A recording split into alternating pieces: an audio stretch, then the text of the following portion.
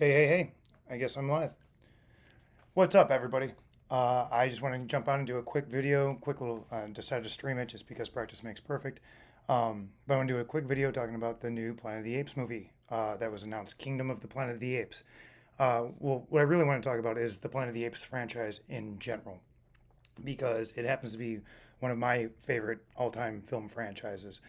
Like, I go as hard as this for as people go for Star Wars, and I know a lot of people are going to laugh at that because it's a goofy ass franchise, but that is exactly why I think it's deserves a lot more attention than it gets, um, because it ties together so many crazy plot threads throughout all five films because they weren't made obviously intentionally to be sequels. They were just so let's just get into it. So the new one, a lot of people are talking about being a money grab, and the thing is that this whole franchise has been a money grab after a money grab. And what I love about it is that although they are money grabs, they when you by the time you get to the last film of the original franchise, the fifth film, which I think is Conquest of the Planet of the Apes, or no, Battle for Planet of the Apes, they tie together so many disparate threads that you didn't think were ever going to come back and make it actually poetic. And part of this comes from the like documentary that I'd watched on it. But my point is that like you don't see that a lot. Like you see a lot of sequels. The common complaint is that it's the same thing but just bigger, louder. It's the same thing over and over again, and you don't get that certainly with this film franchise. You get a different movie that always lands with a freaking gut punch of a finale, like every last scene, and it's to say you don't know where it's going. I mean, it's already an absurd premise in the best way, not to make fun of it at all, but it's a the original one was written by Rod Serling, or at least co-written by him, based on a story by him of the Twilight Zone fame. So it has that kind of Twilight Zoney sci-fi mystery feel. But then Hollywood took over, and back in the day, they cut budgets for sequels because they didn't expect them to make as much money. So you were getting less and less budget to make bigger and bigger films on a, you can imagine a pretty expensive film premise, right? You got to mask all these people, do all the prosthetics, all the makeup effects. So then we get to the 2000s, and they reboot this franchise with James Franco.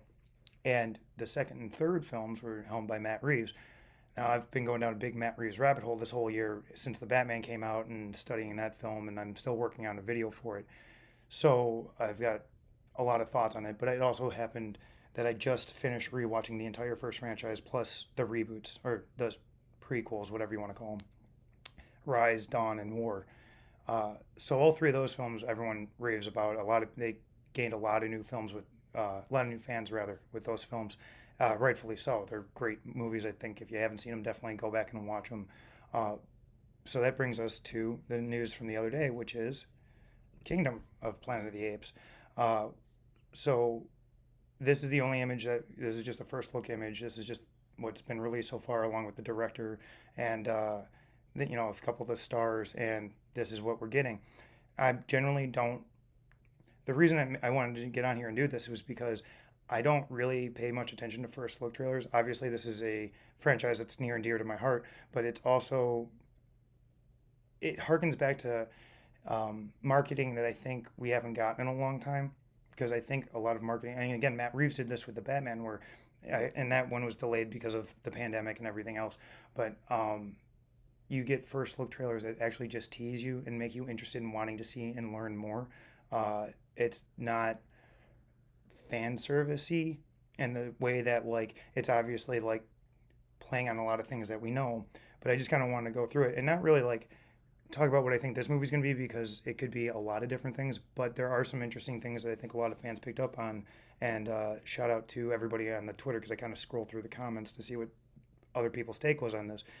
And so what we see here is obviously an ape on a horse, apparently letting a eagle or a falcon, some kind of bird, land on his arm as he goes into this like overgrown city. So anybody that's a film or sorry, rather a fan of the original franchise would remember the Forbidden City, which is the bombed out New York that in the last film they go back and find. Well, I don't want to spoil it. I'm going to save some of the spoiler chat for later, so we'll go back to this. But that's the first thing that caught my eye.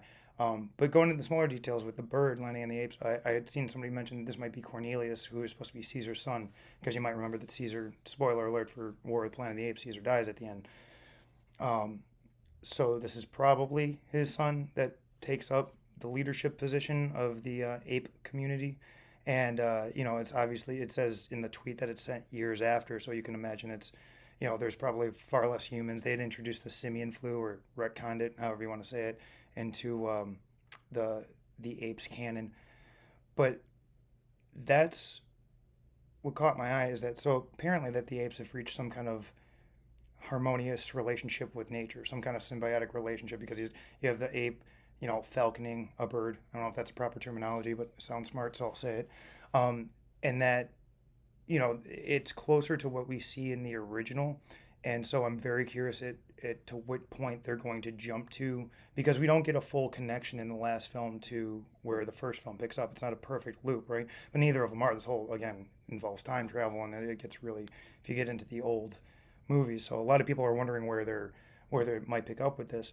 Um, so, and they're also nervous because a lot of people love Matt Reeves directing the last two, and he's obviously not being this one. I think the reason is because he's doing the Batman 2, which I'm more than okay with. But I'm actually cautiously optimistic about this one because the director is the guy from the Maze Runners. Now I haven't seen the Maze Runners movies, but just generally looking at their aesthetic and from what I remember of the trailers and stuff like that, it I can understand why they would pick him to helm this new, let's assume trilogy because it says saga. So don't think they're going for five, but they're probably going more than for two. So let's helm. They pick a guy that's done post-apocalyptic kind of, uh, you know, action movies. Now that was based on YA novels. This was based on something a little bit more adult, which I think is why I think a lot of people are worried about it. Right? They're going to be nervous that it's going to turn into a YA novel. We don't want Twilight in our Apes movies. But shout out to Pattinson for holding down the bat. Um, and so, yeah, if you don't want spoilers, I'm probably going to drift more into the spoiler talks now because the thing I'm really interested in talking about with this is it spoils the crap out of like the last half of the first three movies. And yeah, I don't want to do that. So, anyway, three, two, one. So, what I was talking about before in the Forbidden City, with where it looks like, let's assume this is Cornelius going towards New York post nuclear war. Um, Again, spoiler alert for the first Planet of the Apes. Whoops. Uh, but in the last film, well, in the second film of the franchise, they introduced this cult of mutant humans that worship the nuclear bomb, and that's how the second one ends. Right? They blow up the planet. That's the end of the timeline as far as this franchise is currently is concerned. Right? It ends there. Our original Charlton Heston character Taylor dies. Everybody, but the third one resets the timeline, comes back in time with Zira and was it Cornelius then? Somebody correct me. Anyway, my bad. Um, so this is what New York becomes. Those mutants come back and that cult comes back in the last film because it's an earlier part in the timeline before they've gone full cult worship and you see the foundations and where they start to form that ideology, right? And you start seeing like skin fluff off from the radiation sickness and stuff. It's wild. It's absolutely wild, especially considering the 70s effects and the way they had to portray all this and a lot of the fears of nuclear fallout. And I think a lot of stuff that's becoming, unfortunately, relevant again to today's society, but that's a different conversation. My point is that I'm be very curious because they did, you know, show the launch of the original rocket in the first film, in Rise of the Planet of the Apes, and this looks like they might be if they don't introduce the mutants because that would be a big jump. I would be surprised if they went there, but stranger things have happened, right? I would be very pleasantly just surprised to see it. I don't think they'll lean fully into that as their entire plot line, but I think you might see this as the backdrop. You might see humans play a lot the humans in the story play a much smaller role than they have in the other prequels, which would be interesting. I think that there's definitely interesting stories to tell. And that's kind of what I wanted to say at the beginning of this is that I think people might ask like why a new Apes movie? And I think Apes movies are great for that reason because they can go in a lot of different directions and you can tell various different types of stories, kind of like people like to talk about Star Wars being this, right?